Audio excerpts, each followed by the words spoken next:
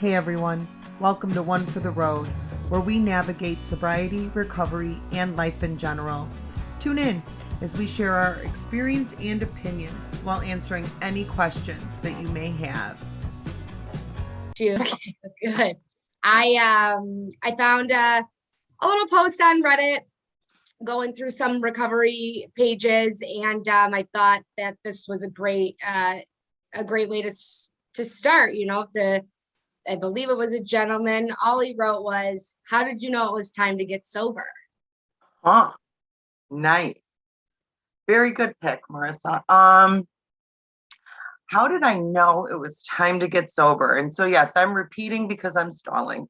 I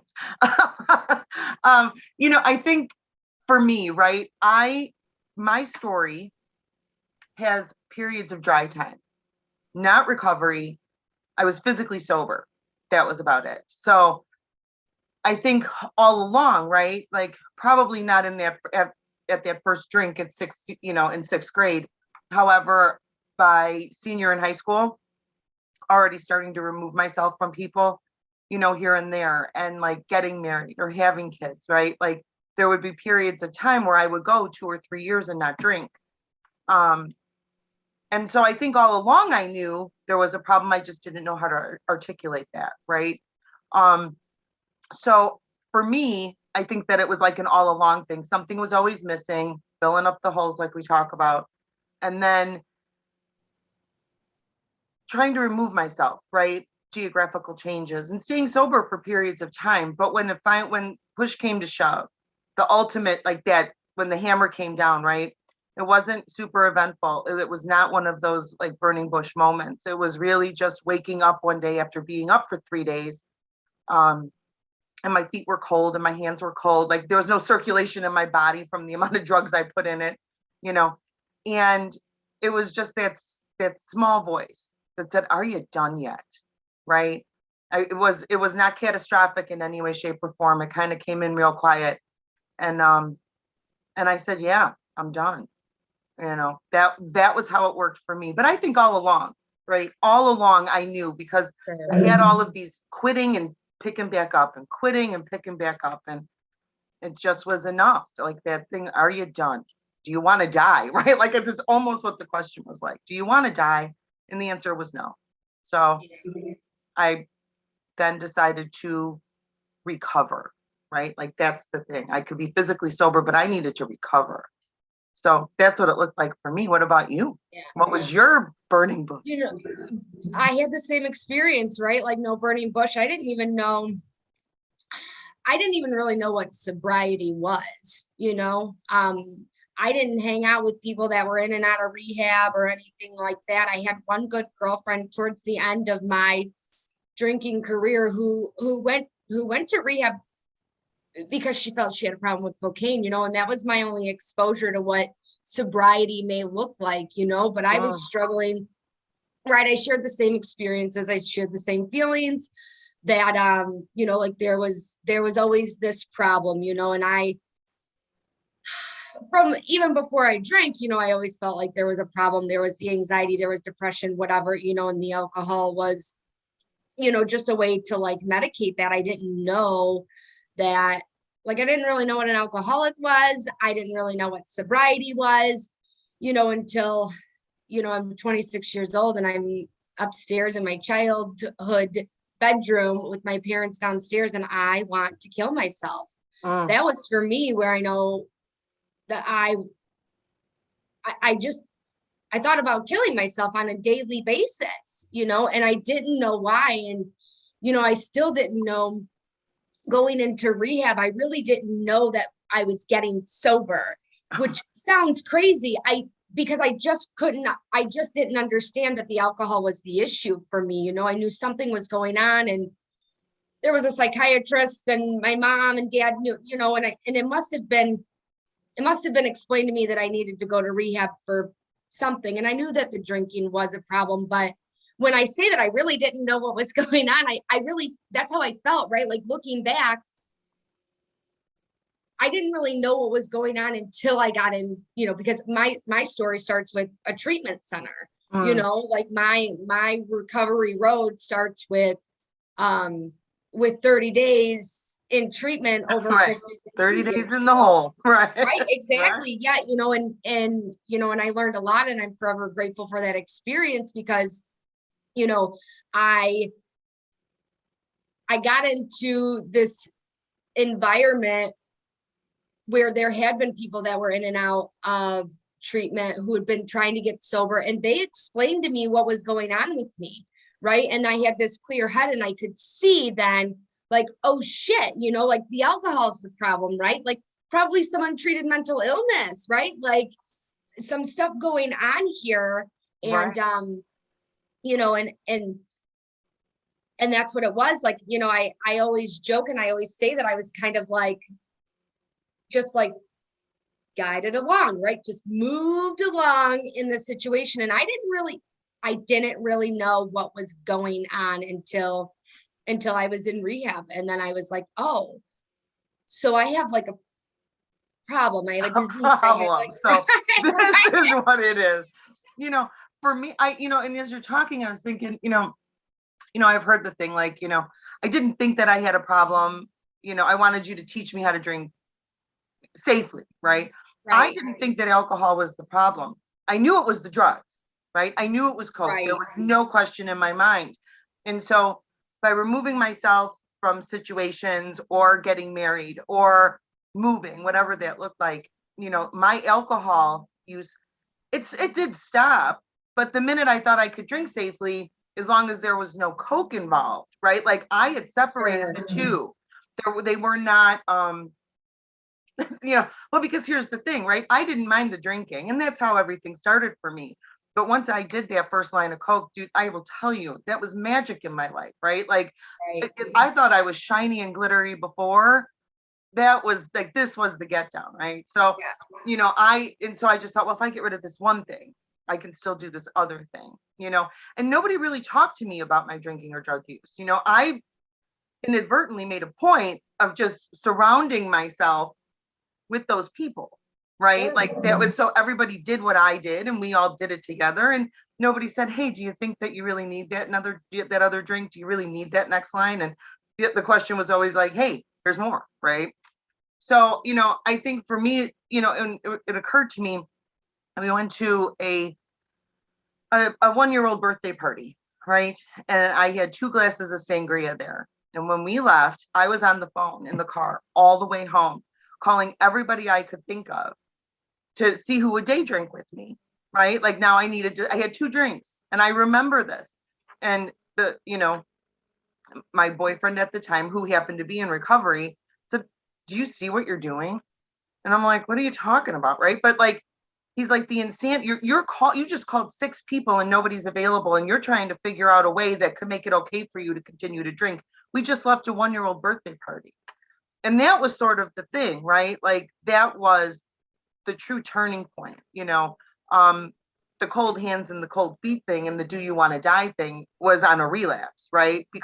But that was the thing where I had to really look at myself, and thank God there were only 2 drinks involved, right? Because God knows what you would have gotten had I had like 10, it would have been the whole thing, fuck you, I'm out, whatever, judgy ass, I gotta go, So I'm grateful today, I sure am, because I think it's different, right?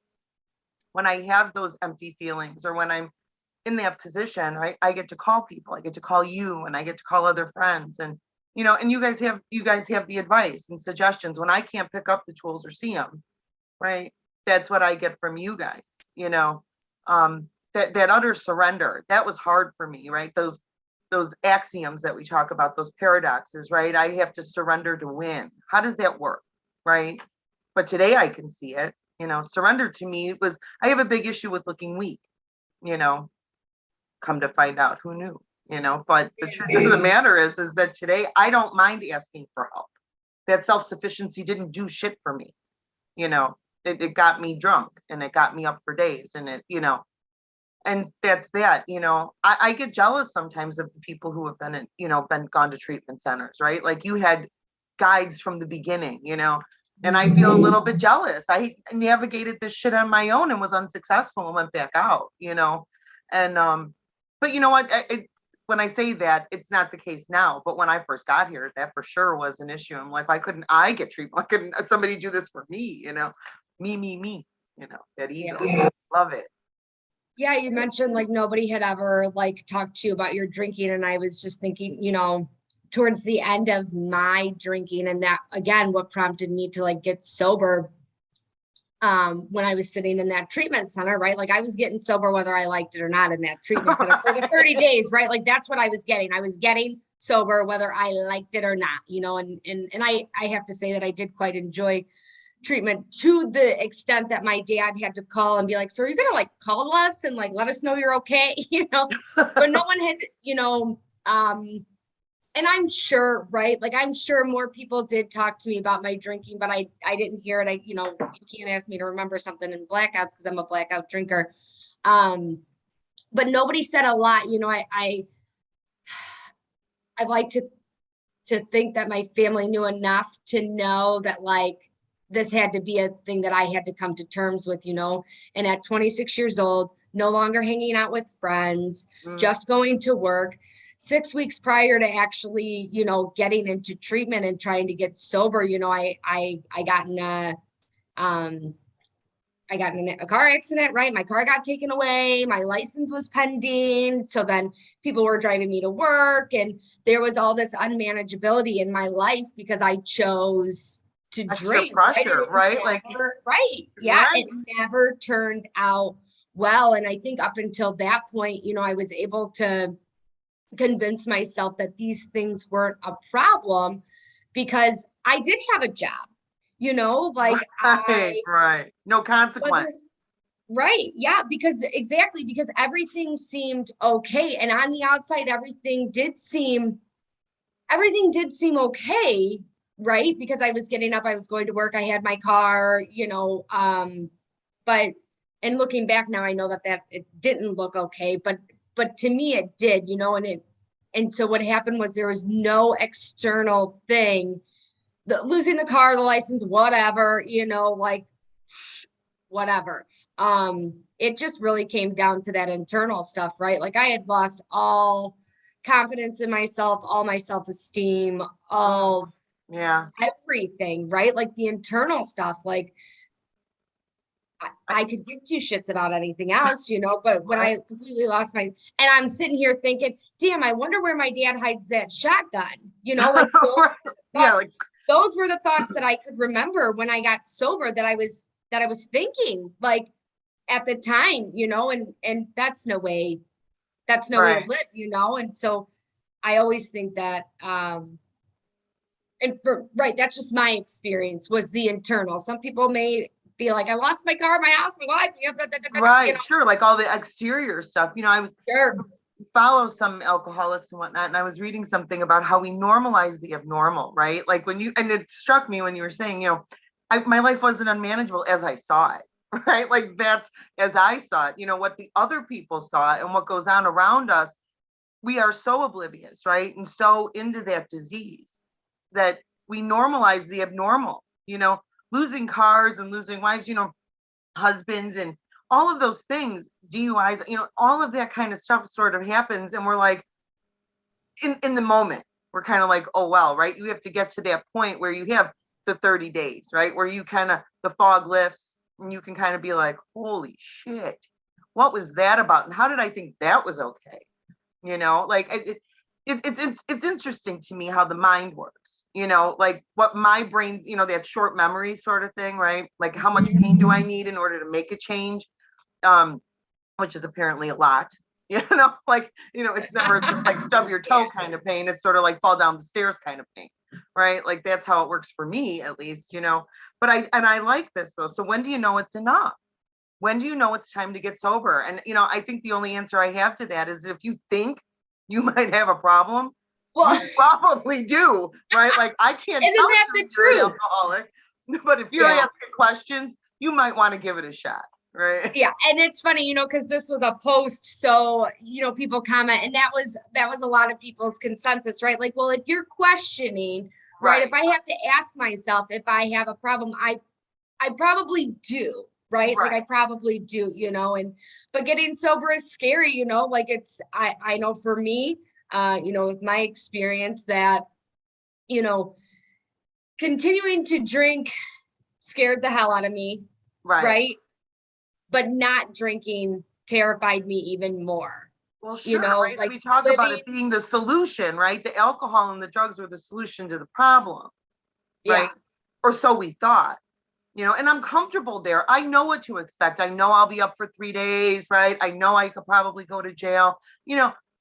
Those consequences, right? Like they paled in comparison to the outcome of having to live without help, right? Physical and mental help. And that's how I looked at drugs and alcohol. They helped me. They made me outgoing and funny and, all of those things. And until they didn't, but it is scary, right? Like, I mean, I'm sorry I interrupted. I want to hear your thoughts. No, that was it. I just, I know that's always talk to a lot of alcoholics, and that's usually the general consensus too, is that like I was scared to drink, but I was scared to get sober and I didn't know what to do. And I do think if you're questioning, right? Like if you're questioning if it's time to get sober, whatever your vice may be, like whatever your vice may be it alcohol, drugs, nicotine, right? Pot, whatever, right, whatever. Food, who cares, right? Like I don't, right, whatever it is, right? If you think that there's an issue, there might be then there's a good chance that there might be an issue, and there's no shame in it, right? Like I had to learn to let go of the shame, at 26 years old. I didn't think 26-year-old people got sober, now that I'm like, in this recovery community and everything, I see that people a lot younger than me get sober, but I had the idea, and we talk about this all the time, right? That the alcoholic is the guy, under the bridge, probably under the bridge with the bottle in the bag, right? Yeah. Sure, right, with absolutely nothing. And I think that, it's fair to say that, yes, there are alcoholics like that, but there's also alcoholics that are CEOs of companies and, and your priest and your barista, I mean, like, sure, your hairdressers, your real estate agents, your all of them, right? Like, we're everywhere, right? We're everywhere. Right. And it's, and it's okay, and it is. I think that it is okay. I think that, for me, I think that, and I've lost my train of thought, so I'll just keep mumbling until it comes back. For me, I think that that's where it is, right? We don't get here by accident, and in not being able to tell you what your problem is. But again, we go back to that and we're kind of covering the same ground in so much as that if you think about it and if you're questioning it, right, it doesn't always need to be that catastrophic event, and it happens for some people for sure, right, where you're forced to go into treatment or whatever that looks like for you. But to remember that it doesn't always have to be a catastrophic event. It can simply be that little voice that says, do you want to die? Right? Like, and that's really kind of what it comes down to for me. Again, I had that thing where, I had these periods of sobriety in so much as that I was only physically abstaining, that mental state and that thinking and that feeling, that kind of shit, that never went away, and that's why I kept going back out, and just getting myself out of the way. It's a scary thing. It's a scary, scary thing. But I think that, in an effort to elicit some sort of hope, it does get better. It's hard for sure, right? Like it's hard work, especially in the beginning. And then sometimes through the whole thing, right? Like there's no guarantee. I only have the 24-hour period, but the work is worth the payoff, right? Like if I'm going to go to a job and I'm not happy about it, I'm still getting a check. I come and I do this thing, I get the payoff and I get to see the rewards, and it might not be monetary, but it's peace of mind. I don't have that screaming inside anymore, all the time. All the time. I agree. 100%. Well, that's it. To sum it up, if you think you got a problem, make a phone call. Right, that's right. You think you got a problem, because there is a lot of help out there, right? Your treatment centers, your 12-step programs, there's hotlines for everything, right? And we could throw some links below for sure. We'll throw some links below, and whatever your issue might be, click on it. And if they can't help they can direct you to somebody who can. Absolutely. So keep coming back. Keep coming back. That's it for today. Don't forget to like, subscribe, and share. Hit the notification bell so you know when a new post goes up.